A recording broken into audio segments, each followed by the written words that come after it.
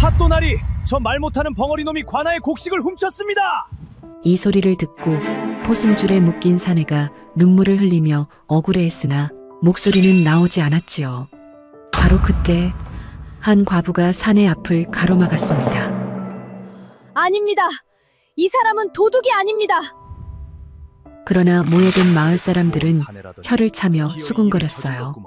대체 이 과부는 어째서 생면부지의 벙어리 사내를 믿었으며 한겨울 눈 속에 파묻혀 있던 이 사내의 정체는 무엇일까요? 오늘 이야기 속에 등장하는 물레방앗간의 모습은 다산 정약용의 목민심서와 박지원의 아들이 남긴 과정록에도 구체적으로 기록이 되어 있습니다. 19세기 조선시대에는 백성들이 물레방아를 설치해 곡식을 찢고 부유한 자들이 이를 독점해 무거운 삭을 가로챈 정황이 남아 있었지요. 그 힘든 삶을 살았던 오늘의 주인공 이야기 지금 시작합니다. 아이고 무슨 눈이 이렇게 많이 오는 거래. 그러게요. 겨울도 긴데 걱정이에요. 강원도 깊은 산줄기 골짜기에 자리 잡은 청화골이라는 작은 마을이 있었습니다. 산이 첩첩이 둘러싸여 겨울이면 유난히 눈이 많이 내리는 곳이었는데 그의 겨울은 유독 매서웠지요. 동짓달 들어서면서부터 하늘이 잔뜩 흐리더니 사흘 밤낮을 쉬지 않고 눈이 퍼부었습니다.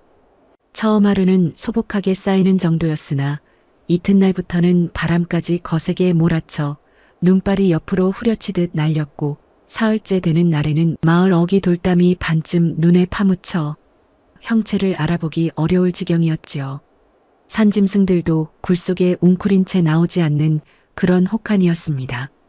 그 청화골 끝자락 산기슭에 붙어선 작은 초가에 강연아라는 여인이 살고 있었습니다. 나이 32, 얼굴에는 젊은 시절의 고운 태가 여전히 남아 있었으나 손등은 부르트고 발 뒤꿈치는 갈라져 그 세월의 고단함을 고스란히 말해주고 있었지요. 이 여인에게는 남편이 없었습니다.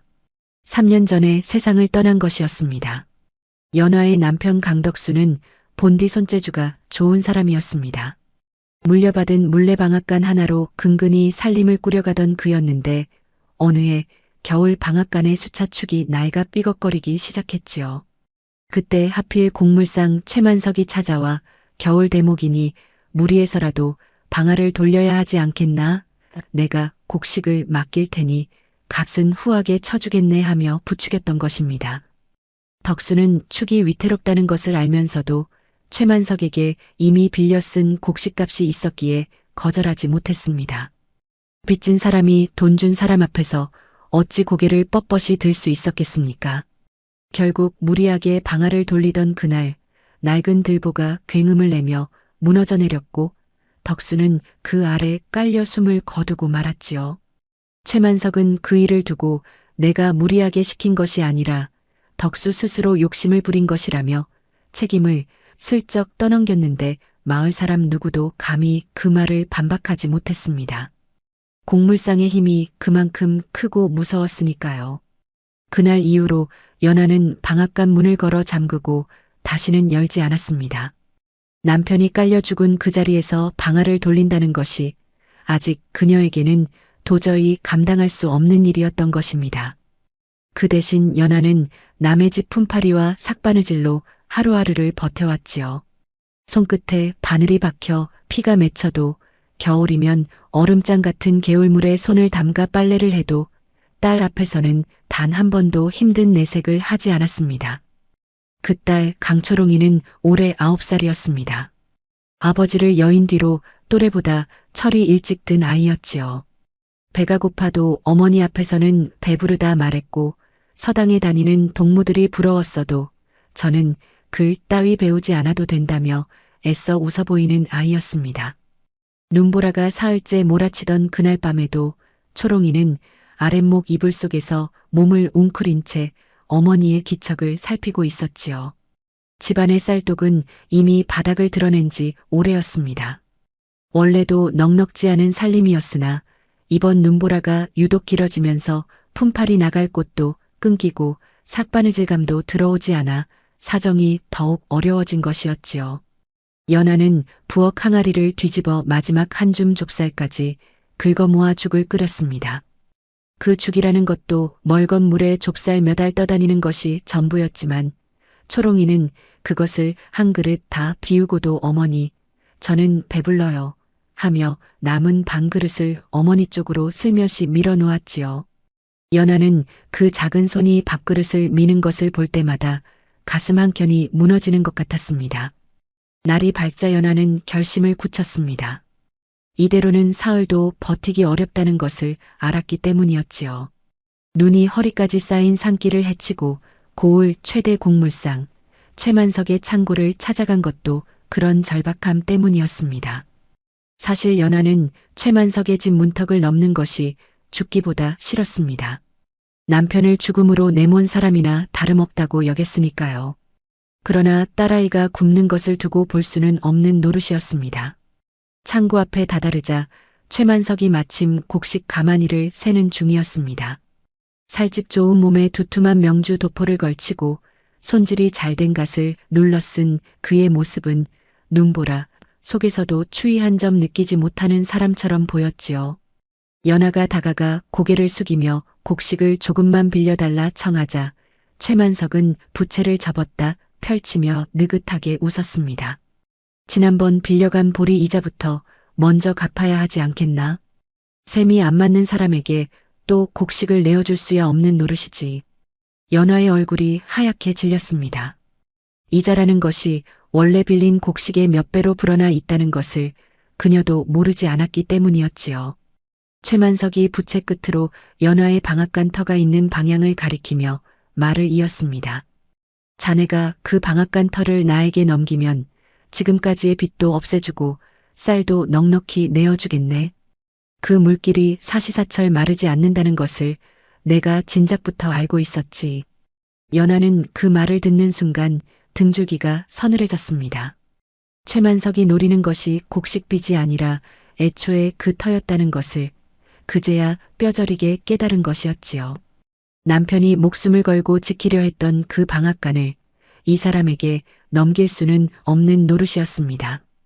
굶는 한이 있어도 그 터는 넘길 수 없습니다. 연아가 낮지만 단호한 목소리로 대답하자 최만석의 얼굴에서 웃음기가 거쳤습니다. 그는 혀를 한번 차더니 등을 돌려 창고 안으로 들어가 버렸지요. 문전박대나 다름없었습니다. 연아는 빈손으로 돌아설 수밖에 없었습니다. 집으로 돌아가는 길은 올 때보다 더 멀게 느껴졌습니다. 빈손이라는 것이 이렇게 무거울 줄은 몰랐던 것이지요. 눈은 여전히 그칠 기미가 보이지 않았고 해는 이미 산 너머로 기울고 있었으며 발밑에 눈이 무릎까지 차올라 한 걸음 옮기는 것조차 힘에 부쳤습니다. 연아는 초롱이에게 뭐라고 말해야 할지 머릿속으로 몇 번이고 되뇌어 보았지요. 오늘 밤은 또 무엇으로 죽을 끓여야 하나 그 생각만으로도 가슴이 답답해졌습니다. 그렇게 산비탈 아래를 지나던 순간이었습니다. 바람소리 사이로 무언가 이상한 소리가 섞여 들려왔지요. 툭 투둑하는 소리였는데 처음에는 나뭇가지가 눈의 무게를 이기지 못해 부러지는 소리인가 싶었습니다. 연아는 대수롭지 않게 여기고 그냥 지나치려 했지요. 이런 날씨에 산속에서 들리는 소리에 일일이 신경 쓸 여유가 없었으니까요. 그런데 몇 걸음 옮기던 발이 저절로 멈추었습니다. 그 소리가 어딘가 사람이 내는 소리와 비슷하다는 느낌이 들었던 것이지요. 연아는 발걸음을 돌려 소리가 난 쪽으로 다가가 보았습니다. 쓰러진 소나무 한 그루가 눈더미에 반쯤 파묻혀 있었는데 그 아래 눈 무더기 사이로 무언가 거무스름한 것이 삐죽 나와 있었지요. 가까이 다가가 살펴보니 그것은 사람의 손가락이었습니다. 연아는 숨이 턱 막혔습니다. 심장이 쿵 하고 떨어지는 듯한 느낌이었지요. 주저할 겨를이 없었습니다. 연아는 이고 있던 짐을 내던지고 맨손으로 눈을 파헤치기 시작했습니다. 손톱 밑이 갈라지고 손끝이 얼어붙어 감각이 없어졌으나 그런 것을 느낄 새도 없었지요. 한참을 파헤치자 남루한 옷을 입은 사내의 몸이 드러났습니다. 입술은 이미 새파랗게 질려 있었고 숨소리도 거의 들리지 않을 만큼 미약했습니다. 연아의 머릿속에 잠깐 스치는 생각이 있었습니다. 여기서 이 사람을 그냥 지나친다 해도 아무도 알지 못할 것이라는 생각이었지요. 자신도 지금 당장 딸에게 먹일 것이 없어 애를 태우는 처지인데 낯선 사내 하나를 더 짊어지고 갈 여력이 어디 있겠습니까? 그러나 그 생각은 오래가지 않았습니다. 연화의 눈앞에 초롱이의 얼굴이 떠올랐던 것이지요. 만약 초롱이가 이렇게 눈 속에 묻혀 있다면, 누군가 그냥 지나쳐버린다면 그 생각을 하는 순간 연화는 이미 몸을 움직이고 있었습니다. 연화는 사내의 몸을 살펴보았습니다. 나이는 자신과 비슷하거나 조금 어려 보였고 옷은 낡았으나 천은 나쁘지 않았으며 손은 거칠었지만 어딘가 정교한 일을 해온 사람의 손처럼 느껴졌지요. 무엇보다 목덜미 쪽에 길게 남은 흉터가 눈에 띄었는데 예사 상처가 아니라 칼로 벤 듯한 자국이었습니다. 연화는 그 흉터를 자세히 들여다볼 겨를도 없이 사내를 등에 업어 새끼줄로 단단히 동여맸습니다. 사내가 무거워 두 다리가 후들거렸으나 이를 악물고 한 걸음씩 눈길을 헤쳐나갔지요. 집까지 가는 길이 평소라면 반 시즌이면 좋겠을 것이나 그날은 한 시즌이 넘게 걸렸습니다.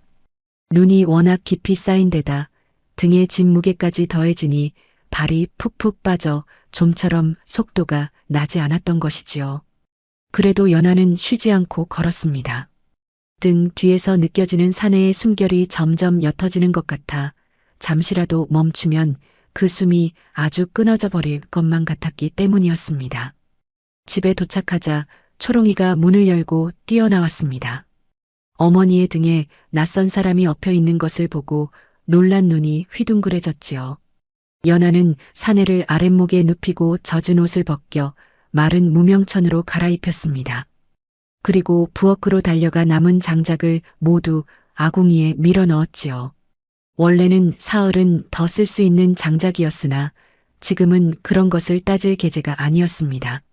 이어 항아리 바닥에 남은 마지막 좁쌀을 긁어 모아 미음을 끓였지요. 초롱이가 근심 어린 얼굴로 어머니 곁에 다가와 조그맣게 물었습니다. 어머니, 우리 먹을 것도 없는데 저 사람까지 살릴 수 있어요? 그 물음에는 아이 나름의 두려움이 담겨 있었습니다. 안 그래도 부족한 살림에 입 하나가 더 늘면 어찌 되나 하는 걱정이었겠지요. 연화는 얼어붙은 사내의 손을 조심스럽게 주무르며 잠시 말이 없다가 이윽고 나지막이 대답했습니다. 먹을 것이 없다고 죽어가는 사람을 두고 오면 우리가 살아도 산 것이 아니란다. 그 말에 초롱이는 더 이상 묻지 않았습니다. 어머니의 목소리에 담긴 단호함을 느꼈던 것이겠지요. 대신 아이는 제 몫으로 덮고 있던 얇은 이불 하나를 가져다 사내의 발치에 덮어주었습니다. 연화는 그 모습을 보며 코끝이 시큰해졌으나 눈물을 보이지 않으려 고개를 돌렸지요. 사내는 꼬박 사흘을 의식 없이 누워 있었습니다. 연화는 그 사흘 동안 밤낮으로 사내의 상태를 살폈지요. 미음을 조금씩 떠너이고 얼어붙었던 손발을 따뜻한 천으로 감싸주었으며 이마에 열이 오르면 물수건을 갈아대었습니다. 초롱이도 곁에서 어머니를 도왔는데 물을 떠오거나 아궁이에 불씨가 꺼지지 않게 살피는 것이 아이가 할 수 있는 전부였지요. 사흘째 되는 날 밤 사내가 마침내 눈을 떴습니다. 천장을 멍하니 바라보다가 고개를 돌려 옆을 살피는 그 눈빛에는 두려움과 경계가 뒤섞여 있었지요. 연화가 조심스럽게 물었습니다. 정신이 드시오? 여기가 어딘지 알겠소? 사내는 입을 열려는 듯 입술을 달싹했습니다. 그러나 목에서 나오는 것은 거친 숨소리뿐 말이 되어 나오지 않았지요. 몇 번을 더 애써 보았으나 마찬가지였습니다. 사내의 눈에 당혹감이 스쳤고 이내 절망 비슷한 그늘이 드리워졌지요. 연화는 그제야 사내의 목에 남은 흉터를 다시 눈여겨보았습니다. 눈밭에서 처음 보았을 때는 그저 사고로 생긴 상처인가 여겼으나 이렇게 가까이서 보니 그것이 예리한 칼로 베인 자국이라는 것이 더욱 분명해졌지요. 필시 누군가에게 목을 베었다가 간신히 살아난 것이 아니겠습니까? 연화의 가슴 한켠에 알 수 없는 불안이 스쳤으나 그것을 입 밖에 내지는 않았습니다. 사내가 연화의 집에 머물고 있다는 소문은 삽시간에 마을 전체로 퍼졌습니다. 눈보라가 그치고 사람들이 다시 바깥 출입을 하게 되면서 우물가에서 논둑길에서 삼삼오오 모여 이야기꽃을 피우기 시작한 것이었지요. 과부가 눈밭에서 벙어리 사내 하나를 주워왔다더구먼. 어디서 굴러온 놈인지도 모르면서 집에 들이다니 겁도 없지. 그러게 말이야. 젊은 여자 혼자 사는 집에 정체 모를 사내를 들이는 것이 온당한 일이겠나? 게다가 말도 못한다니 무슨 일을 저지르고 도망친 죄인일지 누가 알겠는가. 이런 수군거림이 우물가를 넘어 마을 곳곳으로 번져나갔지요. 연화의 귀에도 그런 말들이 심심찮게 들려왔으나 그녀는 애써 못 들은 척 지나쳤습니다. 사람 목숨을 구한 것이 흉이 될 수는 없다고 믿었기 때문이었지요. 그리고 며칠 뒤 최만석이 빚독촉을 핑계로 연화의 집을 찾아왔습니다. 실은 소문을 듣고 직접 눈으로 확인하고 싶었던 것이 더 큰 이유였을 것입니다. 마당에 들어선 최만석은 방 안에 누워있는 사내를 슬쩍 들여다보더니 부채로 입가를 가리며 비웃음을 흘렸습니다. 허허, 제 자식도 제대로 못 먹이는 과부가 벙어리 거지까지 거두었구먼. 사람 목숨 살리다가 자네 모녀가 먼저 굶어 죽겠어. 그 말이 비수처럼 가슴을 찔렀으나 연하는 고개를 숙이지 않았습니다. 제 살림은 제가 알아서 할 일입니다. 최만석은 코웃음을 한번 치더니 지난번 창구 앞에서 했던 말을 다시 꺼냈습니다. 방앗간 털을 넘기라는 그 말이었지요. 연하는 대답 대신 입술을 굳게 다물었습니다. 최만석은 더 채근하지 않고 돌아섰으나 대문을 나서며 흘리듯 한마디를 덧붙였습니다. 두고 보세. 사람이 굶으면 결국 못 버티는 법이니까. 그 말을 뒤로하고 최만석이 사라진 마당에 연하는 한참을 서 있었습니다. 속이 타들어가는 듯 했으나 그렇다고 사내를 눈밭으로 다시 내쫓을 마음은 조금도 들지 않았지요.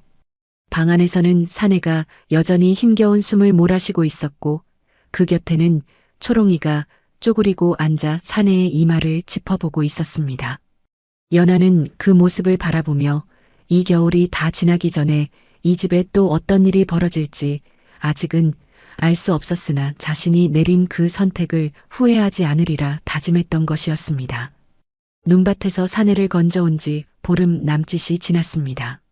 처음 사흘은 생사를 넘나드는 위태로운 시간이었으나 그 고비를 넘기고 나자 사내의 몸은 하루가 다르게 기력을 되찾아갔지요. 얼어붙었던 손가락에 온기가 돌았고 핏기 없던 낯빛에도 조금씩 화색이 돌아왔으며 앉아있는 시간도 점점 길어졌던 것입니다. 그러나 사내에게서 여전히 돌아오지 않는 것이 하나 있었습니다. 바로 말이었지요. 연하는 사내가 몸을 추스른 것을 보며 안도하는 한편 마음 한구석에 자리한 근심을 떨쳐내지 못하고 있었습니다. 이 사내가 대체 어디서 온 사람인지 어쩌다 목에 그런 흉터를 지니게 되었는지 무엇보다 언제까지 이 집에 머물게 할 것인지를 정해야 했으니까요. 마을 사람들의 수군거림도 나날이 커지고 있었고 곡간의 곡식은 하루하루 줄어드는데 입은 하나 늘어난 형편이었습니다.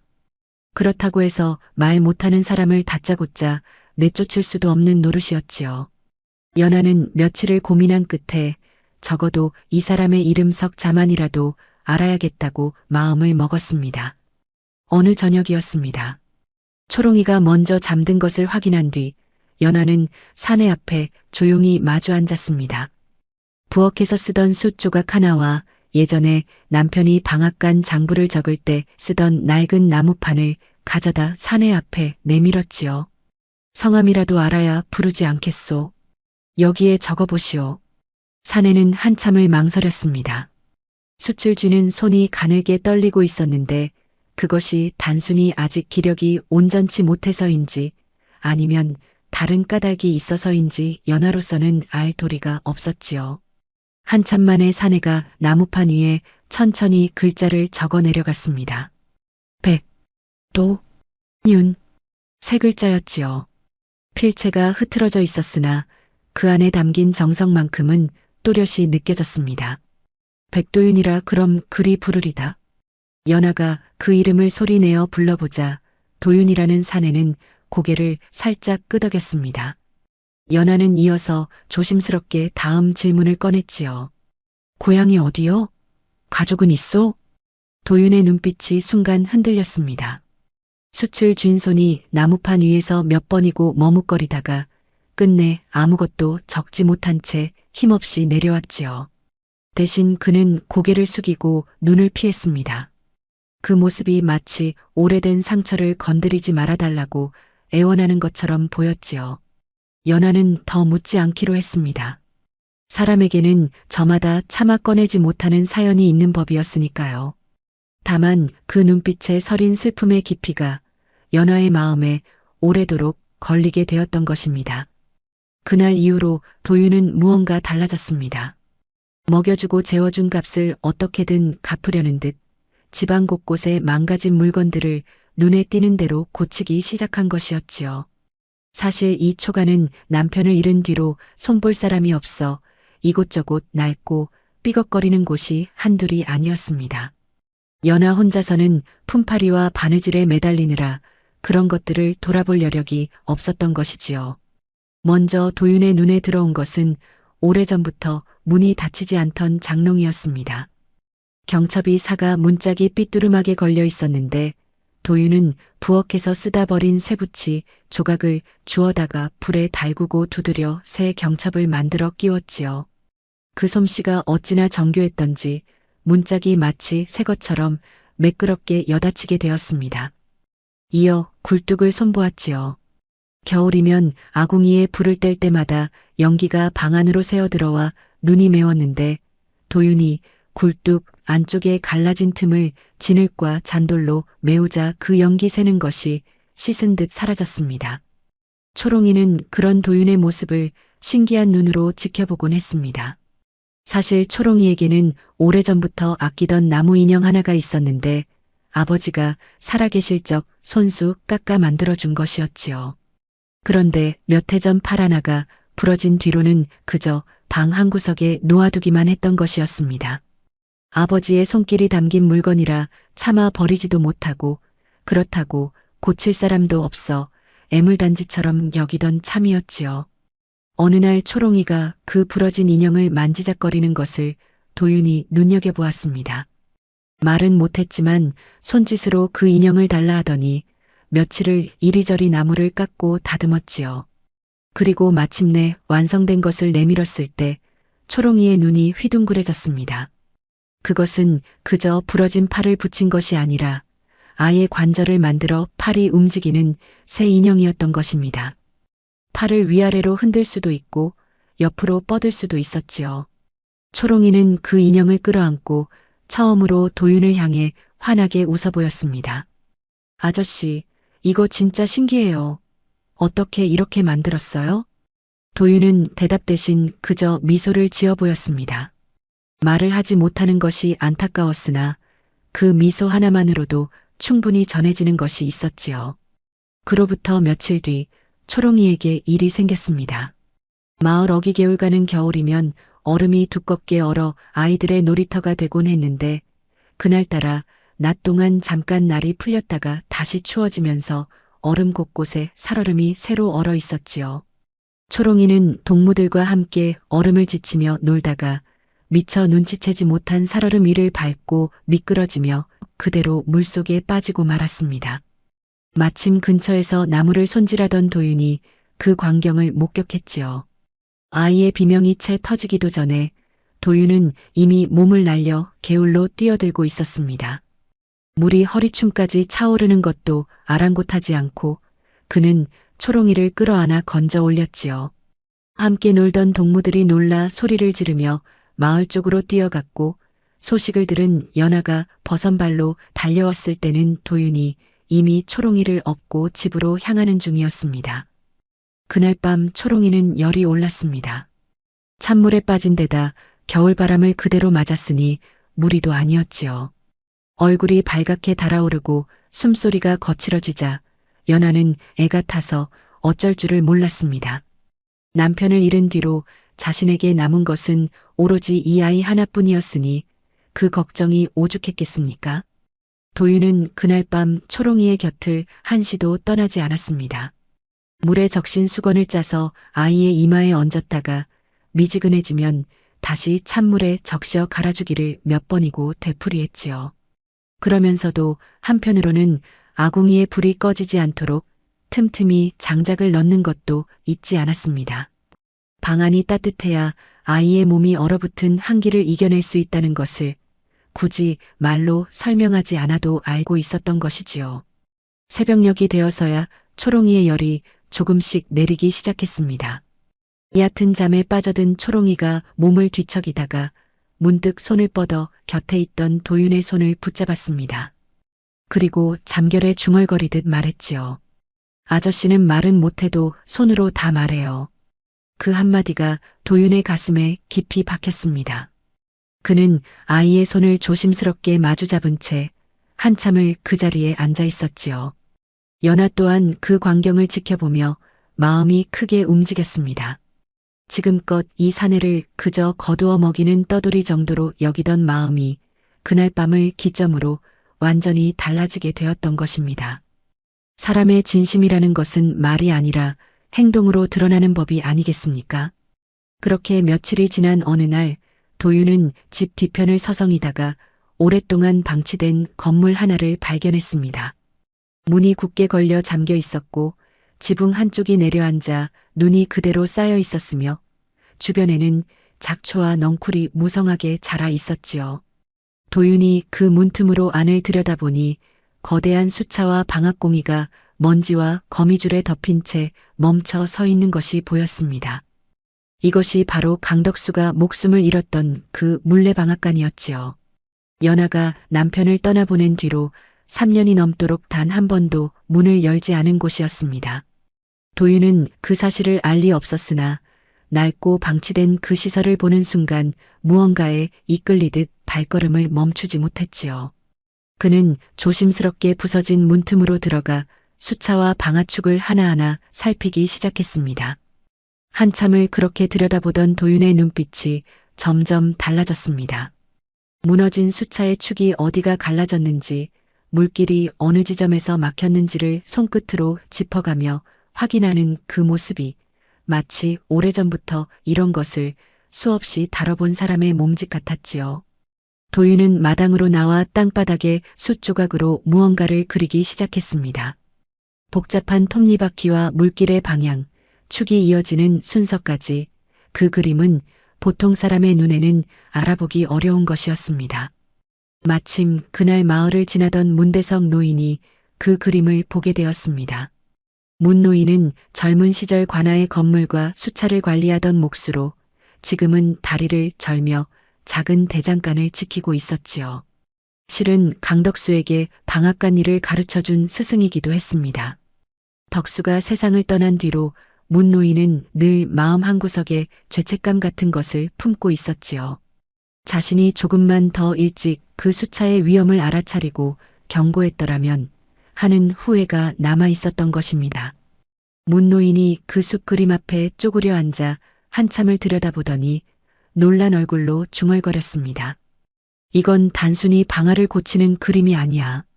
물의 힘을 둘로 나눠 방아 두 개를 한꺼번에 움직이겠다는 것이구먼. 도윤은 대답 대신 고개를 끄덕였습니다. 문 노인은 그런 도윤을 유심히 바라보다가 이번에는 그의 손바닥을 가만히 살펴보았지요. 손바닥에 박인 굳은 살의 위치와 연장을 쥐는 자세, 그 모든 것이 문 노인의 눈에는 예사롭지 않게 보였던 것입니다. 이 사내 보통 목수가 아니네.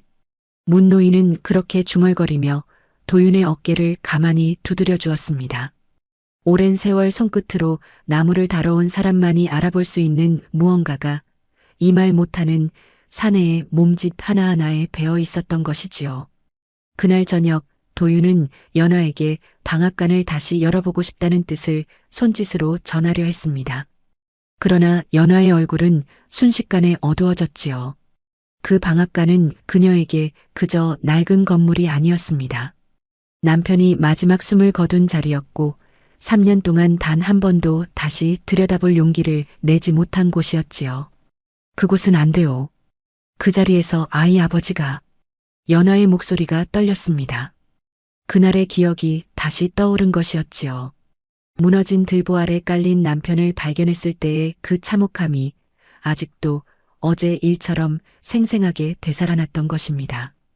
도윤은 그런 연하의 얼굴을 가만히 바라보다가 자리에서 일어나 무너진 방아축이 있는 방향을 손가락으로 가리켰습니다. 그리고 자신의 가슴을 짚었지요. 이어 연하와 초롱이를 차례로 가리켰습니다. 그 몸짓이 말하고자 하는 바는 분명했습니다. 그 위험한 것을 자신이 책임지고 안전하게 고쳐내겠다는 것, 그리하여 이 집의 두 사람을 지키겠다는 뜻이었지요. 연하는 한참을 말없이 도윤의 눈을 바라보았습니다. 그 눈빛에는 거짓이나 헛된 자신감이 아니라 어떤 굳은 결의 같은 것이 담겨 있었지요. 연하는 쉽사리 대답하지 못했습니다. 두려움이 완전히 가시지는 않았으나 적어도 이 사람이라면 믿어도 좋지 않을까 하는 생각이 마음 한켠에서 조금씩 자라나고 있었던 것이었습니다. 그날 밤 연하는 잠든 초롱이의 얼굴을 한참 들여다보았습니다. 저 아이가 좀 더 배불리 먹고 좀 더 따뜻하게 지낼 수만 있다면 남편의 기억이 서린 그 방앗간을 다시 열어보는 것도 어쩌면 나쁘지 않은 선택일지 모른다는 생각이 그녀의 마음 깊은 곳에서 서서히 고개를 들고 있었지요. 그것이 바로 이 가족의 운명이 조금씩 방향을 틀기 시작한 순간이었습니다. 연하가 방앗간을 다시 열어보기로 마음을 굳히기까지는 사실 그날 밤 이후로도 며칠이 더 걸렸습니다. 두려움이라는 것이 하루아침에 사라지는 감정이 아니었으니까요. 밤마다 잠자리에 누우면 남편이 들보에 깔리던 그 순간이 자꾸만 눈앞에 어른거렸고 그럴 때마다 연하는 이불깃을 꽉 움켜쥔 채 몸을 떨어야 했지요. 그러나 한편으로는 도윤이 보여준 그 눈빛, 자신의 가슴을 짚고 연하와 초롱이를 가리키던 그 진지한 몸짓이 자꾸만 마음에 걸렸습니다. 사람이 저렇게까지 진심을 담아 무언가를 전하려 할 때는 그것을 외면하는 것도 쉬운 일이 아니었던 것이지요. 결국 연하는 문대성 노인을 찾아가 속마음을 털어놓았습니다. 남편의 죽음이 서린 그곳을 다시 열어도 되는 것인지, 그것이 남편에 대한 도리에 어긋나는 일은 아닌지를 묻고 싶었던 것이지요. 문 노인은 한참을 말없이 듣다가 지팡이로 땅을 짚으며 나직이 대답했습니다. 덕수 그 사람이 진정 바랐던 것이 무엇이었겠나? 방앗간 문을 걸어 잠근 채 자네와 아이가 굶주리는 것이었겠나? 아니면 그 방아가 다시 돌아가 자네들이 배불리 먹고 사는 것이었겠나? 나는 후자라고 믿네. 그 말이 연하의 마음을 크게 움직였습니다. 남편을 잃은 상처는 여전히 아물지 않았으나 그 상처에 갇혀 딸아이의 앞날까지 막아서는 안 된다는 것을 그제야 조금씩 받아들이게 되었던 것이지요. 그렇게 봄이 올 무렵부터 도윤은 본격적으로 방앗간 복구에 나섰습니다. 먼저 필요한 것은 좋은 목재였지요. 도윤은 며칠에 걸쳐 뒷산 깊숙한 곳까지 올라가 나뭇결이 곱고 단단한 참나무를 골라 베어왔습니다. 아무 나무나 쓸 수 있는 것이 아니었기 때문이었지요. 수차에 축이 되는 나무는 물기를 오래 견뎌야 하고 방앗공이가 되는 나무는 무게를 실어도 갈라지지 않아야 했으니 그 하나하나를 고르는 안목이 예사롭지 않았던 것입니다. 동시에 도윤은 마을 여기저기에 버려진 녹슨 쇠붙이들을 모으기 시작했습니다. 부러진 낫, 못쓰게 된 솥뚜껑, 녹슨 문고리까지 남들이 보기에는 그저 고철에 지나지 않는 것들이었으나 도윤의 눈에는 하나하나가 쓸모 있는 재료로 보였던 것이지요. 문대성 노인은 그런 도윤을 신통하게 여기며 자신의 대장간을 선뜻 내어주었습니다. 내 대장간을 마음껏 쓰게나. 늙은 몸이라 풀무질은 못해줘도 옆에서 거들 힘은 아직 남아있으니. 도윤은 문 노인의 대장간에서 밤낮으로 쇠를 두드렸습니다. 불에 달군 쇠붙이를 두드려 못을 만들고 축에 끼울 이음새를 벼려내는 그 손놀림이 어찌나 능숙했던지 문 노인조차 곁에서 지켜보며 혀를 내두를 정도였지요. 연하 또한 품팔이를 마치고 돌아오는 저녁이면 곧장 방앗간으로 달려가 흙을 나르고 새끼를 꼬며 일을 도왔습니다. 낮에는 남의 집 일을 하고 밤에는 제 집 방앗간을 손보는 그 나날이 고되지 않을 리 없었으나 연하는 오히려 그 고됨 속에서 오랜만에 살아있다는 느낌을 받았던 것입니다. 초롱이도 가만히 있지 않았습니다. 도윤이 땅바닥이나 나무판에 도면을 그릴 때마다 아이는 그 곁에 쪼그리고 앉아 신기한 눈으로 지켜보곤 했지요. 처음에는 그저 구경하는 것에 그쳤으나 도윤이 숫자를 하나씩 가리키며 손가락을 펴보이자 초롱이도 따라 손가락을 꼽아보게 되었습니다.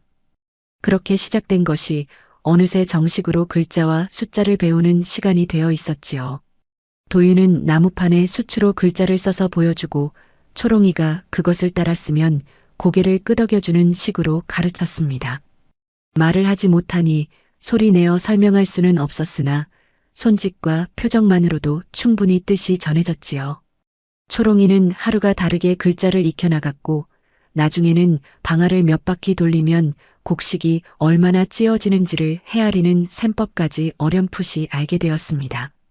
이것이 훗날 연하가 장부를 적는데 큰 보탬이 될 줄 그때는 누구도 짐작하지 못했던 것이지요. 그렇게 석 달이라는 시간이 흘렀습니다. 처음에는 그저 무너진 잔해에 지나지 않던 방앗간이 도윤의 손끝을 거치며 조금씩 예전의 모습을 되찾아갔지요. 새로 낸 물길이 마당을 가로질러 흐르게 되었고 갈라졌던 축은 튼튼한 참나무로 교체되었으며 새로 벼린 쇠못들이 곳곳에 박혀 이음새를 단단히 잡아주었습니다. 마침내 물길을 열어 수차를 처음 돌리던 날이었습니다. 마을 사람 몇몇도 소문을 듣고 구경하러 나와 있었지요. 물이 쏟아지며 수차가 처음 움직이기 시작하자 낡은 나무가 삐걱거리는 거친 소리를 내며 위태롭게 흔들렸습니다. 지켜보던 사람들 사이에서 얕은 탄식이 흘러나왔지요. 이대로 무너지는 것은 아닌가 하는 불안이 스쳤던 것입니다. 그러나 도윤은 침착했습니다. 그는 재빨리 수차 곁으로 다가가 어느 한 지점의 나무못을 손끝으로 가만히 조였지요. 그러자 놀랍게도 그 요란하던 소리가 씻은 듯 사라지고 수차가 부드럽게 돌아가기 시작했습니다. 물이 떨어질 때마다 커다란 방앗공이 2개가 번갈아 오르내렸고 그 옆에서는 곡식의 돌과 쭉정이를 골라내는 채가 저절로 흔들리며 움직였지요. 지켜보던 마을 사람들의 입이 저마다 떡 벌어졌습니다. 방아 하나가 아니라 둘이 동시에 돌아가는 광경을 이 산골 마을에서 여태껏 본 적이 없었으니까요. 그날 이후로 연화의 방앗간에 대한 소문이 삽시간에 퍼져나갔습니다. 최만석의 방앗간에서는 곡식 한 가마니를 찢는데 한나절이 꼬박 걸렸는데 연화의 방앗간에서는 그 절반도 안 되는 한 시집 만에 같은 양을 찧어낼 수 있었지요. 게다가 곡식이 부서지거나 흩어져 낭비되는 양도 훨씬 적었으니 사람들이 마다할 까닭이 없었던 것입니다. 연화는 방앗삭을 정하는 데에도 나름의 원칙을 세웠습니다. 형편이 어려운 집에는 최소한의 상만 받았고 그의 흉년을 겪어 곡식조차 넉넉지 않은 집에는 돈 대신 장작이나 품앗이로 대신받기도 했지요. 처음에는 다들 반신반의하며 조심스레 방앗간 문을 두드리던 것이 시간이 지나면서 하나둘 자연스럽게 발걸음을 옮기게 되었습니다. 도윤의 손재주는 방아를 고치는 데서 그치지 않았습니다. 그는 마을을 오가며 노인들이 무거운 지게를 짊어지고 힘겨워하는 모습을 자주 보게 되었지요. 그럴 때마다 마음에 걸렸던 것인지 어느 날부터인가 가벼우면서도 튼튼한 지게를 새로 짜기 시작했습니다. 나무를 얇게 다듬으면서도 이음새를 교묘하게 짜 넣어 무게를 줄이면서 힘은 그대로 유지하는 방식이었지요. 또한 여자들이 밭일과 집안일을 오가며 힘겹게 방아를 찢는 모습을 보고는 발로 디뎌 힘을 덜 수 있는 디딜방아를 만들어 마을 안악들에게 나누어 주었습니다. 호미 또한 손잡이를 길게 만들어 허리를 굽히지 않고도 김을 맬 수 있도록 고안했지요. 이 모든 것이 누가 시켜서가 아니라 도윤 스스로 마을 사람들의 고단함을 눈여겨보고 마음을 쓴 결과였던 것입니다. 연하는 이런 도윤이 만든 물건들을 장터에 내다 팔기 시작했습니다. 처음에는 지게 2개, 홈이 몇 자루에 지나지 않았으나 한 번 써본 사람들의 입소문이 퍼지면서 주문이 점점 늘어났지요. 나중에는 이웃 마을에서까지 사람이 찾아와 물건을 청하는 지경에 이르렀습니다. 그렇게 형편이 조금씩 나아지기 시작했습니다. 늘 바닥을 드러내던 쌀독에 이제는 여름을 넘길 만큼의 쌀이 쌓이게 되었고, 초롱이는 문대성 노인의 도움으로 마침내 서당에 다닐 수 있게 되었지요. 무너져 있던 토담은 새 흙으로 메워졌고, 겨울바람이 술술 들어오던 낡은 방문 대신 튼튼한 새 문이 달렸습니다. 연하와 도윤은 어느새 서로의 부족한 부분을 채워주는 사이가 되어 있었습니다. 도윤은 손재주는 남달랐으나 물건값을 흥정하거나 손님을 상대하는 데는 영 서툴렀지요. 반면 연하는 사람의 형편을 헤아리면서도 결코 손해보는 법이 없는 야무진 셈을 할 줄 아는 사람이었습니다. 도윤이 물건을 만들면 연하가 값을 매기고 손님을 응대하는 식으로 역할이 자연스레 나뉘었고, 그렇게 두 사람의 재주가 합쳐지자 방앗간은 날로 번창해 갔던 것이지요. 그러나 살림이 나아지는 만큼 마을 사람들의 시선도 달라지기 시작했습니다. 처음에는 정체 모를 벙어리 사내를 의심하고 경계하던 것이 이제는 젊은 과부와 그 사내가 마치 부부처럼 한 집에서 지내는 것을 두고 수군거리는 쪽으로 바뀌었지요. 과부가 사내를 들여 살림을 일으켰다더니 이제는 아예 한 식구처럼 지낸다더구먼. 그러게 말이야. 벙어리라 해도 사내는 사내인데 젊은 여자와 한 집에서 저리 지내도 되는 겐가. 이런 말들이 연하의 귀에도 심심찮게 들려왔습니다. 연하는 그 말들이 마음에 걸리지 않을 수 없었지요. 자신이야 도윤의 진심을 알고 있었으나 세상 사람들의 눈에는 다르게 비칠 수도 있다는 것을 모르지 않았기 때문이었습니다. 무엇보다 도윤이 이런 소문 때문에 마음 불편해하지는 않을까, 그것이 걱정이었지요. 어느 저녁 연하는 도윤을 방앗간 앞에 불러앉혔습니다. 그리고 조심스럽게 입을 열었지요. 마을에 이런저런 말들이 도는 것을 알고 있소. 혹여 이곳에 있는 것이 불편하다면 언제든 떠나도 좋소. 그동안 이 집에 해준 것만으로도 은혜는 이미 다 갚은 셈이니까. 이 말은 연하가 며칠을 고민한 끝에 어렵게 꺼낸 것이었습니다. 도윤을 붙잡아두고 싶은 마음이 없지 않았으나 그것이 혹여 이 사람의 앞길을 가로막는 일은 아닐지 걱정이 앞섰던 것이지요. 도윤은 그 말을 듣고 한참을 말없이 앉아 있었습니다.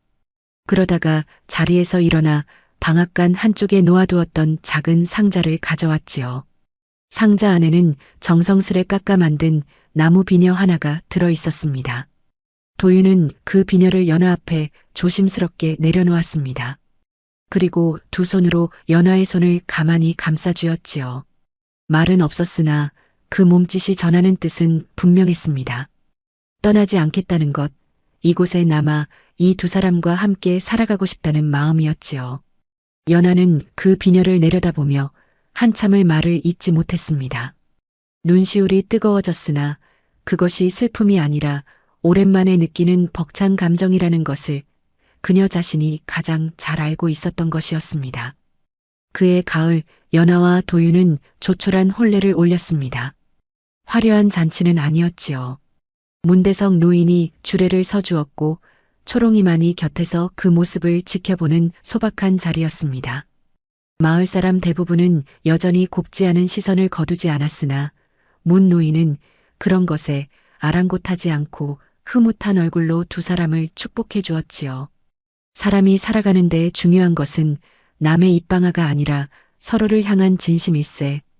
이 두 사람은 이미 서로를 지켜왔으니 오늘은 그것을 다시 한번 세상에 알리는 것뿐이지. 초롱이는 그 자리에서 웃으며 도윤의 손을 잡았습니다. 아직 그를 아버지라 부르지는 못했으나 그 웃음 속에는 이미 깊은 정이 담겨 있었지요. 저녁 햇살이 마당 위로 비스듬히 내려앉고 새로 단 방문 너머로 따뜻한 불빛이 새어나오는 그 풍경이 지난 몇 해 동안 이 집이 가장 평온해 보이는 순간이었던 것입니다.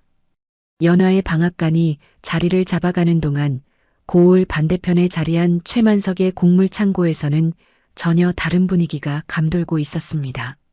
최만석은 매달 말이면 늙은 회계 하인을 불러 장부를 맞춰보는 것이 오랜 습관이었는데 그해 여름부터 그 장부의 숫자가 심상치 않게 달라지고 있었던 것이지요. 원래대로라면 가을 거지가 끝난 뒤 겨울까지 방아싹으로 들어오는 곡식이 상당했는데 그 양이 눈에 띄게 줄어들고 있었습니다. 처음 한두 달은 그저 그의 농사가 시원치 않았던 탓이려니 여기고 넘어갔습니다. 그러나 석 달, 넉 달이 지나도록 사정이 나아지지 않자 최만석은 하인을 시켜 마을 이곳저곳의 사정을 슬쩍 알아보게 했지요. 돌아온 대답은 그의 심기를 크게 건드리는 것이었습니다. 요즘 사람들이 죄다 강씨 과분의 방앗간으로 몰려간다 합니다. 벙어리 사내가 고쳤다는 그 방아가 어르신네 것보다 훨씬 빠르고 곡식도 덜 상한다고들 하더군요. 최만석의 손에 들려있던 부채가 딱 소리를 내며 접혔습니다. 낡아 문을 걸어 잠갔던 과부의 방앗간이 감히 자신의 장사를 위협할 만큼 자라났다는 것이 도무지 믿기지 않았던 것이지요. 게다가 그 방앗간이 자리한 터에는 사시사철 물이 마르지 않는 좋은 물길이 흐르고 있었는데 그것을 오래전부터 눈독 들여온 것이 최만석 자신이었으니 배가 아픈 정도가 아니라 속이 뒤집힐 지경이었습니다. 곡식 장사만 30년 가까이 해온 그였기에 한번 손님이 빠져나가기 시작하면 그것이 얼마나 걷잡을 수 없이 번져가는지를 누구보다 잘 알고 있었던 것이지요. 며칠을 곱씹던 최만석은 결국 사람을 보내 도윤을 자신의 사랑방으로 불렀습니다. 처음부터 억지로 끌고 오라 한 것이 아니라 정중히 청하는 모양새를 갖추었지요. 최만석 나름의 계산이 있었던 것입니다. 힘으로 누르기 전에 먼저 좋은 말로 구슬려 보는 것이 장사꾼의 첫 번째 수였으니까요. 도윤이 사랑방에 들어서자 최만석은 방석을 권하며 짐짓 온화한 낯빛을 지어 보였습니다. 다과상까지 내어오게 하는 정성을 보였으나 그 눈빛 속에는 샘속이 훤히 들여다 보이는 계산이 감추어져 있었지요. 자네 재주를 내 익히 들어 알고 있네. 이런 산골 방앗간에서 썩기에는 너무 아까운 솜씨야. 내 방앗간으로 오면 좋은 나무와 쇠를 마음껏 쓰게 해주지. 그뿐인가 자네 부인이 지고 있는 빚도 내 모두 없애주겠네. 최만석은 이렇게 말하며 슬쩍 도윤의 낯빛을 살폈습니다. 사람이 재물 앞에서 흔들리지 않는 경우가 드물다는 것을 그는 오랜 장사 경험으로 잘 알고 있었던 것이지요. 그러나 도윤의 표정에는 흔들림이 조금도 보이지 않았습니다. 도윤은 대신 품에서 종이 한 장을 꺼냈습니다. 그것은 연하가 최만석에게 진 빈문서의 사본이었지요. 도윤이 그것을 최만석 앞에 조용히 내려놓더니 붓을 들어 그 위에 커다랗게 가위표를 그었습니다. 그 뜻은 명확했습니다. 빚을 빌미로 더 이상 연하를 흔들지 말라는 것이었지요. 최만석의 얼굴에서 순식간에 온화함이 걷혔습니다. 그는 부채를 접었다 펼치기를 반복하며 언성을 낮추어 말했지요. 입도 없는 놈이 눈빛 하나는 참으로 건방지구먼. 자네가 대체 어디서 무엇을 하다 그 흉터를 얻고 도망쳐 왔는지 관아에서 알아보면 아마 꽤나 재미있는 이야기가 나올 걸세.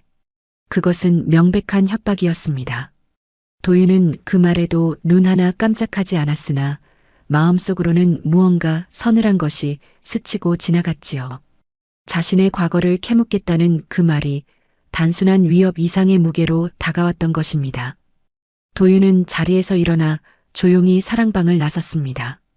회유가 통하지 않자 최만석은 그날 저녁 곧장 빈문서를 챙겨들고 연화의 집으로 향했습니다. 마당에 들어선 그는 전과 달리 웃음기 하나 없는 얼굴이었지요. 자네 남편이 살아있을 때 빌린 곡식의 이자가 원금의 몇 배로 불어나 있네. 섣달까지 갚지 못하면 이제는 더 미룰 수 없어. 방앗간 터를 넘기게. 연하는 그 말을 듣고도 놀라기는커녕 오히려 차분하게 방으로 들어가 무언가를 가지고 나왔습니다. 그것은 지난 몇 달 동안 도윤이 초롱이에게 가르쳐준 셈법을 바탕으로 연하가 직접 날짜별로 갚은 곡식과 돈을 꼼꼼히 적어 온 장부였지요. 사실 이 장부를 만들게 된 데에는 나름의 사연이 있었습니다. 도윤이 방앗간 도면을 그릴 때마다 초롱이가 옆에서 숫자를 배우는 것을 지켜보던 연아가 문득 자신도 저렇게 셈을 정확히 할 줄 알았다면 예전에 남편이 그렇게 억울하게 당하지는 않았을 것이라는 생각이 들었던 것이지요. 그래서 연아는 초롱이가 배우는 것을 곁에서 함께 익혔고 그렇게 익힌 셈법으로 지난 몇 해간의 거래를 하나하나 되짚어 장부를 만들어 두었던 것입니다. 이것을 보십시오. 제가 그동안 갚은 곡식과 돈이 날짜별로 여기 다 적혀 있습니다. 예전에 저는 숫자도 모르고 그저 도장만 찍었지만 이제는 아닙니다. 제가 갚은 것까지 빼앗아 갈 수는 없습니다. 최만석은 그 장부를 낱갓에 훑어보더니 낯빛이 불그락푸르락해졌습니다. 장부에 적힌 숫자들이 자신이 불려놓은 이자와 명백히 어긋났기 때문이었지요. 그는 화를 참지 못하고 장부를 찢으려 했으나 연아가 재빨리 손을 뻗어 그것을 붙잡았습니다. 예전에 저였다면 이렇게 맞서지도 못했을 것입니다. 하지만 이제는 무엇이 옳고 그른지 압니다. 최만석은 연아의 단호한 눈빛에 순간 말문이 막혔습니다. 그는 분을 사귀지 못한 채 장부를 내던지듯 돌려주고는 거친 발걸음으로 대문을 나섰지요. 그 뒷모습에서 이미 다른 셈속이 꿈틀거리고 있다는 것을 그때는 연아도 도윤도 미처 알아차리지 못했던 것입니다. 그날 밤 최만석은 홀로 사랑방에 틀어박혀 오랫동안 생각에 잠겼습니다. 회유도 통하지 않았고 협박도 먹히지 않았으니 이제 남은 것은 하나뿐이라고 판단한 것이지요. 그는 평소 자신의 꾸준히를 도맡아 하던 하인 하나를 은밀히 불러들였습니다. 밤중에 그 과분의 방앗간에 다녀와야겠다. 물길을 슬쩍 막아놓고 수차축에 이 나무못을 끼워 넣어라. 최만석이 품에서 꺼내 보인 것은 겉으로는 멀쩡해 보이나 속에 금이가 있는 나무못이었습니다. 미리 준비해 둔 것이었지요. 하인이 그것을 받아들며 조심스레 물었습니다. 이것이 발각되면 큰 화를 입지 않겠습니까? 발각될 일이 무엇이더냐? 사람들 눈에는 그저 오래되어 저절로 부러진 것으로 보일 것이야. 그리고 마침 내일 낮에 마을 사람 여럿이 방앗간에 곡식을 맡기러 갈 것이라 들었다. 여러 사람이 지켜보는 앞에서 축이 부러져야 효과가 큰 법이니 밤사이에 조용히 끼워 넣고 오너라. 최만석의 속셈은 명확했습니다. 사람들이 많이 모인 자리에서 사고가 나야 그것이 사고가 아니라 애초에 그 방아가 위험한 물건이었다는 인상을 심어줄 수 있었던 것이지요. 하인은 밤이 깊어지기를 기다렸다가 몰래 방앗간으로 숨어들어 최만석이 시킨 대로 물길 한쪽을 막고 수차 중심축에 금이 간 나무못을 끼워 넣고 돌아왔습니다. 이튿날 낮 과연 최만석의 예상대로 마을 사람 여럿이 방앗간에 곡식을 맡기러 모여들었습니다. 물길이 열리고 수차가 돌아가기 시작할 무렵 도윤은 유독 귀를 기울이고 있었지요. 사실 도윤은 매일 아침 방앗간 문을 열 때마다 습관처럼 수차와 방아의 소리를 가만히 들어보는 버릇이 있었습니다. 나무가 물을 머금는 소리, 축이 돌아가는 소리, 이음새가 서로 맞물리는 소리 하나하나가 그에게는 마치 사람의 숨소리처럼 익숙하게 들렸던 것이지요. 그날따라 축이 돌아가는 소리에 미세하게 이질적인 것이 섞여 있다는 것을 도윤은 곧바로 알아챘습니다. 평소라면 나지 않을 삐걱거림이 한 번, 두 번 이어지자 그는 지체 없이 몸을 움직였습니다. 마당에 모여있던 사람들을 향해 다급히 손짓을 하며 뒤로 물러나라는 신호를 보냈지요. 말을 할 수 없었으나 그 다급한 몸짓과 표정만으로도 사람들은 심상치 않은 일이 벌어지려 한다는 것을 직감했습니다. 사람들이 채 몇 걸음 물러나기도 전에 수차의 축이 커다란 소리를 내며 부러졌습니다. 방앗간 지붕 한쪽이 흔들리며 석가래 몇 개가 무너져 내렸지요. 다행히 도윤이 미리 사람들을 대피시킨 덕분에 크게 다친 사람은 없었으나 놀란 사람들의 비명과 웅성거림이 한동안 마당을 가득 메웠습니다. 소란이 채 가라앉기도 전에 마침 그 근처를 지나던 것처럼 최만석이 나타났습니다. 물론 이것 또한 미리 계산된 걸음이었지요. 그는 무너진 방앗간을 보란 듯이 손가락질하며 목청을 높였습니다. 저 벙어리가 만든 괴상한 방아가 결국 사람을 죽일 뻔했구먼. 저런 위험천만한 물건을 더 돌리게 두어서는 안 되네. 모여있던 사람들 사이에서 술렁임이 일었습니다. 방금 전까지만 해도 도윤의 재주를 칭찬하던 이들조차 눈앞의 사고를 보고는 낯빛이 흔들리지 않을 수 없었지요. 도윤은 부러진 나무못 조각을 집어들어 유심히 살펴보았습니다. 그것을 자신이 직접 깎아 끼운 나무못과 비교해 보니 나뭇결의 방향이며 깎인 모양새가 확연히 다르다는 것을 단번에 알아차렸지요. 이것은 분명 누군가 몰래 바꿔 끼운 것이었습니다. 도윤은 그 부러진 못을 손에 쥔 채 최만석 쪽을 쏘아보았습니다. 가슴속에서 분노가 치밀어 올랐으나 그것을 말로 풀어낼 방법이 없다는 것이 더욱 그를 답답하게 만들었지요. 손짓과 몸짓만으로 진실을 전하기에는 이미 사람들 앞에 놓인 무너진 방앗간이라는 눈앞의 현실이 너무나 컸던 것입니다. 그날 저녁 문대성 노인이 부러진 나무못 조각을 받아들고 등불 아래 자세히 들여다보았습니다. 그의 눈빛이 점점 무겁게 가라앉았지요. 이건 도윤이가 쓰던 참나무가 아니야. 결이 다르고 무엇보다 이렇게 안쪽에 금이가 있는 못을 도윤이가 몰랐을 리가 없네. 문 노인은 오랜 세월 나무를 다뤄온 사람답게 그 못이 누군가에 의해 고의로 바꿔치기 된 것임을 한눈에 알아보았던 것이지요. 그는 연하를 향해 무거운 얼굴로 말을 이었습니다. 연하야, 내 짐작이 틀리지 않다면 만석이가 노리는 것은 방앗간만이 아닐세. 이번 일로 도윤이까지 죄인으로 몰아세울 셈일게야. 사람들 마음을 흔들어 놓은 뒤 다음 수를 준비하고 있을 것이 분명하네. 연하의 얼굴에 그늘이 드리워졌습니다. 지금까지는 회유와 협박이었으나 이제는 사람의 목숨과 명예까지 노리는 지경에 이르렀다는 것을 깨달았기 때문이었지요. 도윤 역시 그 말을 듣고 주먹을 꽉 쥐었습니다. 자신 하나의 문제라면 얼마든지 견딜 수 있었으나 연하와 초롱이에게까지 화가 미칠 수 있다는 것이 그를 두렵게 만들었던 것입니다.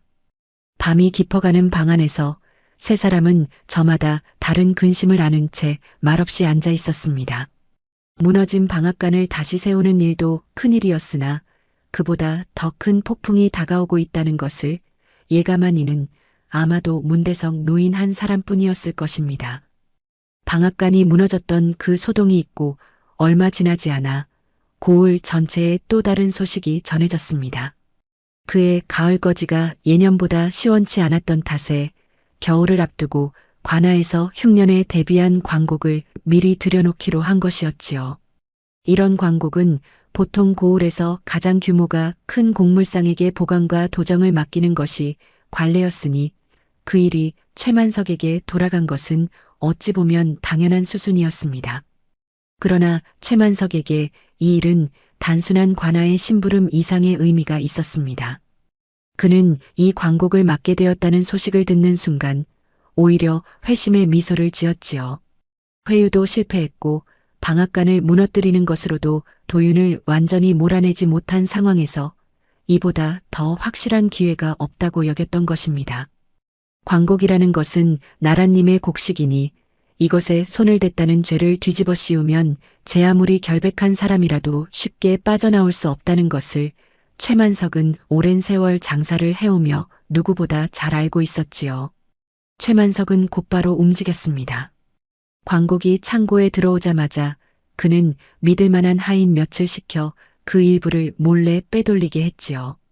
그리고 빈 가마니에는 모래와 쭉정이를 채워 무게만 맞추어 놓았습니다. 겉으로 보기에는 온전한 광곡 가마니와 다를 바 없어 보였으나 실상은 텅 빈 것이나 마찬가지였던 것이지요. 그렇게 빼돌린 광곡 가운데 몇 자루를 최만석은 밤중에 하인을 시켜 연화의 방앗간 창고에 몰래 옮겨 숨겨 놓았습니다. 광곡임을 알아볼 수 있는 표식이 찍힌 그대로였지요. 이것은 발각되었을 때 확실한 증거가 되도록 일부러 남겨둔 것이었습니다. 최만석은 이 모든 준비를 마친 뒤 관아에 사람을 보내 슬쩍 귀띔을 흘려두었습니다. 광곡의 일부가 사라진 것 같다는 그 말 한마디로 충분했지요. 며칠 뒤 관아의 광곡이 사라졌다는 정식 고발이 접수되었습니다. 현감은 사안이니만큼 즉각 포졸들을 풀어 조사에 나섰지요. 그날 오후 연화의 초가 마당에 포졸들이 들이닥쳤습니다. 마침 도윤은 마당에서 새로 짤 지게의 뼈대를 다듬고 있었고 초롱이는 서당에서 돌아와 마루에 앉아 글자 연습을 하고 있었지요. 갑작스러운 발소리에 놀란 초롱이가 먼저 고개를 들었고 뒤이어 도윤도 손을 멈추고 대문 쪽을 돌아보았습니다. 포졸들과 함께 최만석이 의기양양한 얼굴로 마당에 들어섰습니다. 그는 손가락으로 도윤을 가리키며 목청을 높였지요. 저자가 바로 그 벙어리요. 근본도 모르는 떠돌이 놈이 재주를 부려 광곡을 훔쳐 감춘 것이 틀림없소? 말도 못하니 대체 어디서 무슨 죄를 짓고 도망쳐 왔는지 누가 알겠소이까? 포졸들이 이곳저곳을 수색하던 중 연화의 방앗간 창고를 뒤지게 되었습니다. 그리고 그곳에서 예상대로 광곡 표시가 찍힌 가만히 몇 자루가 발견되었지요. 포졸들이 도윤을 향해 다가서자 도윤은 순간 몸을 움츠렸습니다. 억울함이 가슴속에서 치밀어 올랐으나 그것을 소리내어 항변할 방법이 그에게는 없었지요. 이럴 때일수록 말 한마디가 얼마나 절실한 것인지 도윤은 그 순간처럼 뼈저리게 느낀 적이 없었습니다. 포졸 하나가 도윤의 양팔에 포승줄을 감기 시작하자 초롱이가 놀라 마루에서 뛰어내려와 도윤의 허리를 붙잡았습니다. 안 돼요. 우리 아버지 아니에요. 우리 아버지가 그런 짓을 할 사람이 아니에요. 이 말이 자신도 모르게 튀어나온 것이었지요. 그동안 마음속으로만 품고 있던 그 호칭이 다급한 순간에 저도 모르게 터져나온 것이었습니다. 그러나 그 절박한 외침도 포졸들의 임무를 막지는 못했습니다. 도윤은 초롱이가 다칠까 염려되어 스스로 순순히 포승줄을 받아들였지요. 그리고 아이의 머리를 한번 쓸어주고는 눈빛으로 걱정 말라는 뜻을 전하려 애썼습니다. 도윤이 관아로 끌려가자 현감은 그를 앞에 앉히고 물었습니다. 내가 광곡을 훔쳤느냐? 도윤은 고개를 세차게 저었습니다. 그러나 말로 항변할 수 없으니 그 몸짓만으로는 신빙성을 얻기 어려웠지요. 도윤이 답답한 마음에 숯과 종이를 달라는 손짓을 해보였으나 곁에 있던 최만석이 재빨리 끼어들어 비웃었습니다. 사또, 저자가 글과 그림으로 사람을 현혹하려는 것입니다. 말을 못하는 것을 핑계 삼아 교묘히 죄를 벗어나려는 수작이지요. 관아 앞마당에 모여든 사람들 사이에서도 웅성거림이 일었습니다. 최만석의 말만 들으면 이미 도윤이 죄인이나 다름없어 보였던 것이지요. 그때 연하가 사람들을 해치고 앞으로 나섰습니다. 제 남편은 말을 하지 못합니다. 하지만 손으로 거짓을 말한 적은 단 한 번도 없습니다. 훔쳤다는 그 곡식이 어디서 어떻게 옮겨졌는지 부디 살펴볼 기회를 주십시오. 최만석이 발끈하며 소리쳤습니다. 과부가 사내에게 홀려 관아의 일을 가로막는구나. 이것이 어디 될 법이나 한 일인가. 그러나 연하는 조금도 물러서지 않았습니다. 입이 있다고 모두 진실을 말하는 것은 아닙니다. 입이 없는 사람이라고 모두 죄인이 되는 것도 아닙니다. 그 말에 관아 앞마당이 잠시 조용해졌습니다. 연하의 목소리에 담긴 단호함이 그 자리에 모인 이들의 마음을 조금씩 흔들어 놓았던 것이지요. 그때 마침 문대성 노인이 지팡이를 짚으며 관아 마당으로 들어섰습니다. 초롱이가 울며 서당으로 달려가 소식을 전한 것을 노인이 한 걸음에 달려온 것이었지요. 문노인은 현감 앞에 무릎을 꿇고 품속에서 무언가를 꺼내 놓았습니다. 바로 며칠 전 방앗간 사고 때 발견했던 부러진 나무목과 도윤이 그렸던 도면이었지요. 사또, 이것을 봐주십시오. 이 나무못은 도윤이가 방앗간에 쓴 것이 아닙니다. 결이 다르고 안쪽에 애초부터 금이 가 있었습니다. 누군가 고의로 바꿔치기 한 것이 분명합니다. 저는 젊은 시절 관아의 수차를 관리하던 목수였으니 이 정도는 눈으로 보아 알 수 있습니다. 현감은 문 노인의 말을 가볍게 여기지 않았습니다. 오래도록 고을에서 신망을 쌓아온 노인의 증언이었기 때문이었지요. 현감은 한참을 고민하다가 마침내 도윤에게 하루의 시간을 주기로 했습니다. 내가 만약 결백하다면 그것을 증명할 방도가 있겠느냐? 도윤은 잠시 생각하다가 최만석의 방앗간을 직접 살펴보게 해달라는 뜻을 손짓과 종이의 그림으로 표현했습니다. 현감은 그 요청을 받아들였지요. 다음 날 도윤은 포졸들의 감시 아래 최만석의 방앗간으로 향했습니다. 최만석은 자신만만한 표정으로 뒤따랐으나 그 속내는 결코 편치 않았지요. 도윤은 방앗간 안으로 들어서자마자 곧장 방아축이 있는 곳으로 향했습니다. 그리고 익숙한 손놀림으로 축을 하나하나 분해하기 시작했지요. 한참을 살피던 도윤의 손이 어느 지점에서 멈추었습니다. 축 안쪽에 작은 나무 홈이 파여 있었고 그 아래로 좁은 통로가 이어져 있었던 것이지요. 도윤이 그 통로를 따라 살펴보니 방아가 움직일 때마다 찌은 곡식의 일부가 그 홈을 통해 바닥 아래 숨겨진 작은 창고로 흘러 들어가도록 만들어진 정교한 장치였습니다. 겉으로는 전혀 알아챌 수 없는 교묘한 구조였지요. 지켜보던 사람들이 웅성거리기 시작했습니다. 도윤은 이어 최만석이 평소 곡식을 대는데 쓰던 대를 가져와 분해했지요. 겉모습은 여느 대와 다를 바 없었으나 안쪽 바닥이 유난히 두껍게 만들어져 있어 실제로 담기는 곡식의 양이 눈금보다 훨씬 적다는 것이 드러났습니다. 그 자리에 있던 사람들의 얼굴빛이 하나둘 달라졌지요. 자신들이 그동안 최만석에게 얼마나 오랫동안 속아왔는지를 그제야 깨달았던 것입니다. 마지막으로 도윤은 연화의 방앗간 창고에서 발견된 광곡 가마니의 매듭과 최만석의 창고에 남아있던 가마니의 매듭을 나란히 비교해 보여주었습니다. 그 매듭을 묶는 방식이 정확히 일치했던 것이지요. 결국 그 매듭을 직접 묶었던 최만석의 하인이 매질을 견디지 못하고 모든 것을 실토했습니다. 최만석이 광곡을 빼돌려 연화의 창고에 숨기라 지시했다는 것, 방앗간 사고 또한 최만석이 꾸민 짓이라는 것까지 낱낱이 드러났지요. 모든 진실이 밝혀지자 현감은 도윤의 포승줄을 풀도록 명했습니다. 그 순간 관아 마당 한편에서 작은 발소리가 다급하게 울려 퍼졌지요. 초롱이가 사람들 사이를 헤치고 달려와 도윤의 품에 그대로 뛰어들었습니다. 아버지, 그것은 처음으로 터져나온 말이었습니다. 그동안 마음속으로만 굴리고 굴리던 그 한마디가 마침내 소리가 되어 세상에 나온 순간이었지요. 도윤은 놀란 눈으로 아이를 내려다보다가 이내 두 팔로 초롱이를 꽉 끌어안았습니다. 목에서는 여전히 아무 소리도 나오지 않았으나 그의 두 눈에서는 굵은 눈물이 쉼없이 흘러내렸지요. 말을 잃은 사람이 흘리는 눈물이 그 어떤 말보다 더 많은 것을 이야기하고 있었던 것입니다. 연화 또한 그 광경을 지켜보며 눈시울을 붉혔습니다. 지난 몇 달간의 두려움과 긴장이 한꺼번에 풀리는 듯한 안도감이 그녀의 가슴을 채웠지요.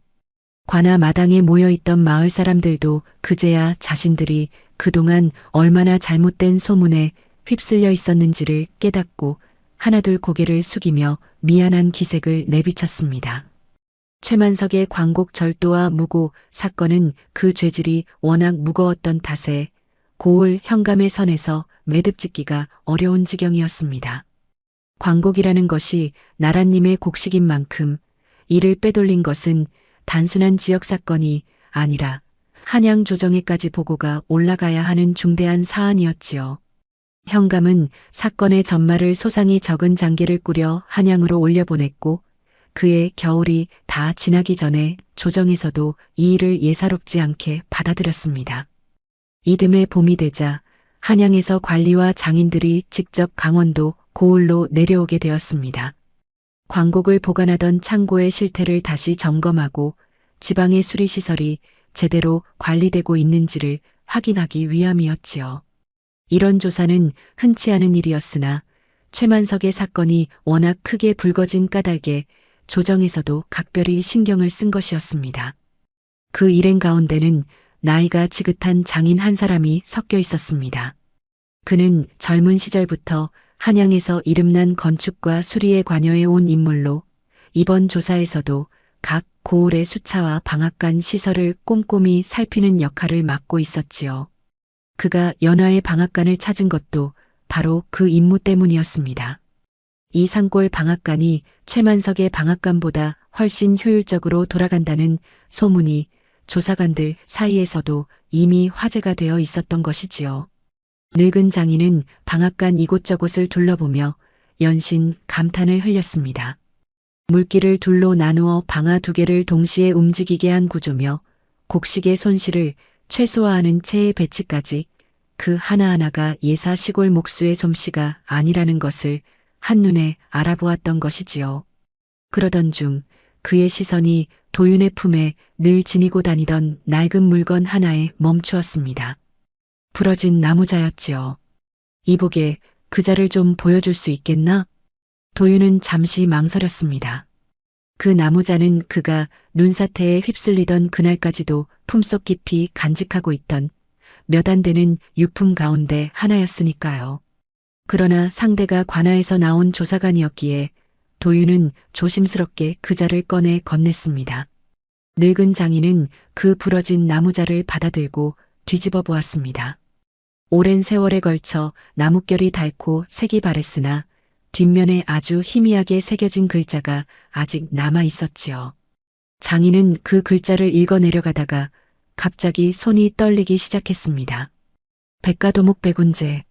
그의 입에서 흘러나온 이름에 도윤의 얼굴이 순식간에 창백해졌습니다. 늙은 장인은 자를 든 채 도윤의 얼굴을 뚫어지게 바라보았지요. 한참을 그렇게 서 있던 그가 마침내 떨리는 목소리로 물었습니다. 자네가 혹시 백운재 어른의 아들이 아닌가? 도윤의 눈에 눈물이 차올랐습니다. 고개를 끄덕이는 그 모습에서 오랫동안 억눌러왔던 무언가가 터져나오는 듯 했지요. 늙은 장인은 그 자리에서 무릎을 꿇다시피 하며 도윤의 손을 붙잡았습니다. 내 자네 아버님을 안다네. 한양에서 도목장으로 이름을 떨치던 그분을 어찌 모르겠는가. 그런데 어찌하여 이런 산골에서 이런 모습으로. 그날 저녁 늙은 장인은 연하와 문대성 노인이 지켜보는 가운데 그가 알고 있던 이야기를 하나씩 풀어놓았습니다. 백도윤은 본디 한양에서 도목장으로 이름난 백운재의 외아들이었습니다. 아버지의 대를 이어 관아의 창고와 수차를 설계하고 만드는 일을 하던 젊은 장인이었지요. 그런데 몇 해 전 백운재는 광곡을 보관하는 창고 여러 곳에서 이상한 점을 발견하게 되었습니다. 창고를 지을 때 쓰인 목재의 질이 애초 계약된 것보다 형편없이 낮았던 것이었지요. 관리들이 좋은 목재값을 받아 챙기고 실제로는 값싸고 부실한 나무를 사용해 그 차액을 나누어 먹은 것이었습니다. 이런 부실한 목재로 지어진 창고는 습기와 벌레에 쉽게 상해 결국 그 안에 보관된 곡식마저 썩게 만드는 심각한 문제로 이어질 수밖에 없었지요. 백운재 부자는 이 사실을 그냥 넘길 수 없었습니다. 나라님의 곡식을 지켜야 할 창고가 이렇듯 허술하게 지어졌다는 것은 결국 백성들의 목숨과도 직결되는 문제였으니까요. 부자는 오랜 시간에 걸쳐 증거를 모으고 이를 관하에 고발할 준비를 하고 있었습니다. 그러나 그 일에 연루된 자들 가운데는 상당한 권세를 지닌 이들도 섞여 있었지요. 백운재 부자가 증거를 모으고 있다는 소문이 새어나가자 그들은 증거를 없애기 위해 사람을 보내 습격을 감행했습니다. 그날 밤의 참혹함을 도윤은 지금도 잊을 수가 없었지요. 아버지는 그 자리에서 목숨을 잃었고 도윤 또한 목을 베인 채 산 아래로 버려졌던 것입니다. 간신히 숨이 붙어 있던 도윤은 그 후로 얼마나 시간이 흘렀는지도 알 수 없는 상태로 정신을 차렸습니다. 목소리를 완전히 잃은 채였지요. 그는 아버지가 목숨을 걸고 지키려 했던 그 증거, 즉 부러진 나무자에 새겨진 표식과 도면 몇 장만을 품에 지닌 채 자신을 노리는 자들의 눈을 피해 정처 없이 떠돌아야 했습니다. 그렇게 산길을 헤매던 중 그의 겨울의 눈사태에 휩쓸려 눈더미 속에 파묻히게 되었던 것이지요. 그 모든 이야기를 들은 연하는 한참 동안 말을 잇지 못했습니다. 그동안 도윤이 어째서 그토록 자신의 과거를 숨기려 했는지, 어째서 최만석이 관아 운운하며 협박할 때마다 가토록 서늘한 낯빛을 보였는지, 이제야 비로소 그 모든 것이 이해가 되었던 것이지요. 도윤은 단순히 사연을 감춘 떠돌이가 아니라 목숨을 걸고 정의를 지키려 했던 사람의 아들이었고, 그 자신 또한 그 뜻을 이어받은 사람이었던 것입니다. 늙은 장인은 도윤이 지녀온 도면과 최만석의 장부를 함께 조사한 끝에 뜻밖의 사실을 하나 더 밝혀냈습니다. 최만석 역시 한양의 부정한 곡물상들과 은밀히 거래하며 그들로부터 가짜대와 부실한 목재를 공급받아 온 사실이 드러난 것이었지요. 결국 최만석의 악행은 이 산골 마을에 국한된 것이 아니라 한양의 더 큰 부정과 은밀히 연결되어 있었던 셈이었습니다. 모든 진실이 낱낱이 밝혀지자 최만석은 광곡절도와 무고, 고리대 착취와 도량형 조작이라는 무거운 죄목으로 전 재산을 몰수당하고 옥에 갇히게 되었습니다. 그가 부당하게 빼앗아갔던 마을 사람들의 논밭과 집도 하나둘 원래 주인에게 돌아갔지요. 오랫동안 최만석의 그늘 아래 숨죽여 지내던 고을 사람들은 그제야 비로소 어깨를 펴고 살아갈 수 있게 되었던 것입니다. 도윤에게는 아버지의 억울함을 씻고 그 명예를 되찾는 것과 더불어 한양으로 돌아가 관아의 수차와 창고를 관리하는 자리가 내려졌습니다. 그것은 도윤이 오랫동안 잃어버렸던 자신의 자리를 되찾는 것이기도 했지요. 그러나 도윤은 그 자리를 받드는 대신 조용히 종이 위에 자신의 뜻을 적어 조정에서 내려온 관리에게 전했습니다. 저는 한양보다 이 마을에 남아 백성들에게 필요한 수차와 농기구를 만들며 살고 싶습니다. 그 뜻을 전해 들은 늙은 장인은 한참을 고개를 끄덕이다가 도윤의 손을 다시 한번 굳게 잡아주었습니다. 사람이 지켜야 할 것이 반드시 높은 자리나 큰 이름만은 아니라는 것을 그 늙은 장인 역시 오랜 세월을 살아오며 깨달았기 때문이었지요. 그 뒤로 세월이 흘러 연하의 방앗간은 고을에서 가장 크고 번듯한 방앗간이 되었습니다. 도윤이 새로운 농기구나 방아를 고안해내면 연하는 사람을 고용하고 장부를 관리하며 다른 고을에까지 그 물건을 내다 팔았지요. 두 사람은 마침내 번듯한 기와집을 짓게 되었으나 가난한 이들에게는 여전히 방앗싹을 적게 받는 것을 잊지 않았습니다. 그것이 바로 이 두 사람이 함께 지켜온 마음이었던 것이지요. 연하는 더 이상 추운 겨울날 쌀 한 대를 구하기 위해 남의 집 문 앞에서 고개를 숙이지 않아도 되었습니다. 그것이 그녀에게 얼마나 큰 변화였는지는 지난 몇 해의 겨울을 떠올려 보면 새삼 뼈저리게 느껴지는 것이었지요. 그해 겨울, 다시 큰 눈이 내렸습니다. 그러나 이번의 눈은 예전처럼 두려운 것이 아니었지요. 따뜻한 방 안에서 초롱이는 글을 읽고 있었고 도윤은 화롯가에 앉아 새로운 농기구의 도면을 그리고 있었습니다. 연하는 그 곁에 밥상을 내려놓으며 조용히 미소를 지었지요. 문득 초롱이가 고개를 들어 도윤을 바라보며 물었습니다. 아버지, 그날 어머니가 아버지를 그냥 지나쳤다면 어떻게 되었을까요? 도윤은 잠시 붓을 멈추고 초롱이를 바라보았습니다.